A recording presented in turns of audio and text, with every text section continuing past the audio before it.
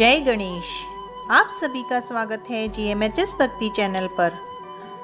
आज मैं आपको माघ माह के कृष्ण पक्ष की एकादशी, जिसका कि नाम षटतिला एकादशी है, इस एकादशी का महत्व बताऊंगी और फिर इसके व्रत की कथा सुनाऊंगी।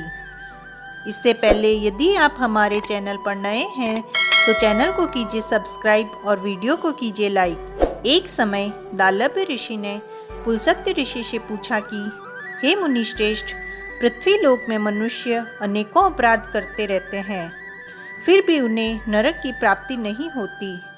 वे न जाने कौन सा पुण्य कर्म करते हैं जिसके कारण उनके सारे पाप नष्ट हो जाते हैं। इसका क्या कारण है, कृपा कर आप मुझसे कहिए। तब पुलस्त्य ऋषि बोले, हे महाभाव, आपने मुझसे अत्यंत ही महत्वपूर्ण प्रश्न पूछा है। मैं आपको इस प्रश्न का उत्तर अवश्य बताऊंगा। कृपा कर आप मेरी बात ध्यान से सुने। माघ माह के कृष्ण पक्ष में आने वाली एकादशी, जिसका कि नाम षटतिला एकादशी है, इस एकादशी के व्रत को जो कोई भी मनुष्य करता है उसके समस्त पापों का नाश होता है। अगर संभव हो तो इस दिन किसी तीर्थ स्थान पर जाकर स्नान आदि करें। अगर यह संभव न हो तो घर में ही नहाने के पानी में थोड़े से तिल डालकर फिर इस जल से स्नान आदि कर शुद्ध रहना चाहिए। अपनी इंद्रियों को वश में कर काम, क्रोध, लोभ, मोह, अहंकार, ईर्ष्या तथा द्वेष आदि का त्याग कर पूरे दिन मन ही मन भगवान विष्णु का स्मरण करते रहना चाहिए। एकादशी के दिन सभी देवताओं के देव श्री भगवान विष्णु का पूजन किया जाता है। इस दिन पंचामृत में थोड़े से तिल मिलाकर पंचामृत से भगवान को स्नान कराएं। इसके पश्चात केशर, कुमकुम, चंदन, इत्र, पुष्प आदि समस्त पूजन सामग्री से पूजन करें एवं धूप, दीप, कपूर से आरती करें और तिल से बने मिष्ठान का भोग लगाएं। एकादशी के दिन घर में हवन अवश्य करना चाहिए, जिसमें कि हवन सामग्री में तिल अवश्य होने चाहिए।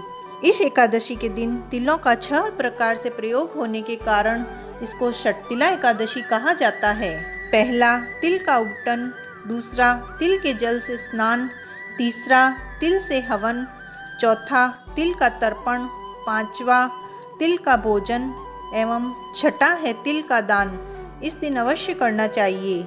इस दिन घर में भजन कीर्तन करते रहना चाहिए एवं रात्रि में जागरण अवश्य करें। इस दिन काली गाय और तिल का दान सर्वश्रेष्ठ माना गया है। सही विधि विधान पूर्वक किए गए व्रत एवं पूजा से वैकुंठ लोक की प्राप्ति होती है और दुख, दरिद्रता और दुर्भाग्य जैसे सभी प्रकार के कष्टों से मुक्ति मिलती है। षटतिला एकादशी के इस महत्व को बताने के पश्चात पुलस्त्य ऋषि ने कहा कि एक बार नारद जी ने भी भगवान विष्णु से यही प्रश्न किया था। तब भगवान षटतिला एकादशी की कथा नारद जी को सुनाते हैं।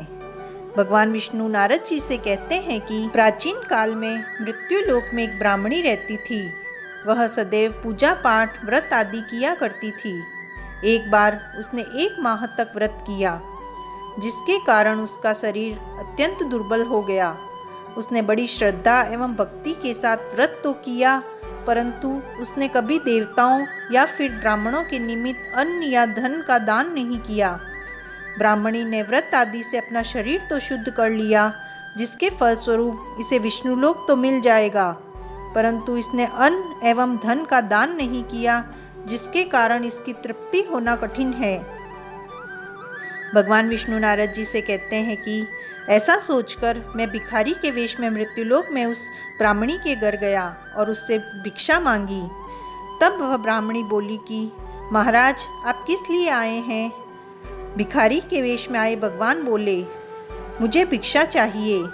तब उस ब्राह्मणी ने मिट्टी का एक ढेला उठाकर भिक्षा पात्र में डाल दिया और मैं उसे लेकर स्वर्ग लौट आया। कुछ समय पश्चात ब्राह्मणी शरीर त्याग कर स्वर्गलोक में आ गई। उस ब्राह्मणी ने मिट्टी का दान किया था, जिसके फलस्वरूप उसे स्वर्ग में सुंदर महल की प्राप्ति हुई, परंतु वह महल अन्न आदि सभी सामग्रियों से शून्य था। इस बात से वह ब्राह्मणी बहुत घबराई हुई थी।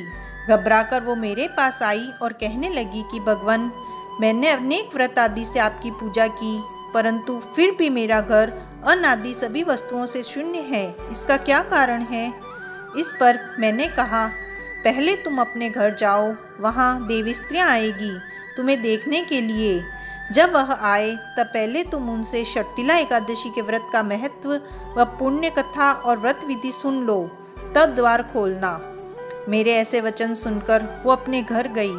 जब देवी स्त्रियाँ आई और उन्होंने द्वार खोलने को कहा तो ब्राह्मणी बोली, आप मुझे देखने आई हैं तो पहले षटतिला एकादशी का महात्म्य मुझसे कहिए।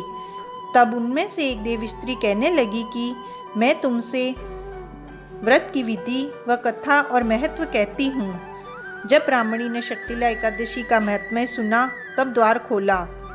देवांगनाओं ने देखा कि न तो वह गांधर्वी है और न ही कोई असुरी, वरन पहले जैसी ही मानुषी है। तब उस ब्राह्मणी ने देव स्त्रियों के कथा अनुसार षटतिला एकादशी का व्रत किया। इसके प्रभाव से वो सुंदर और रूपवती हो गई तथा उसका घर अन्न आदि समस्त सामग्रियों से युक्त हो गया।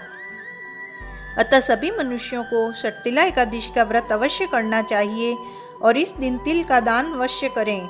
इस एकादशी के व्रत को करने से दुर्भाग्य, दरिद्रता तथा अनेक प्रकार के कष्ट दूर होकर मोक्ष की प्राप्ति होती है।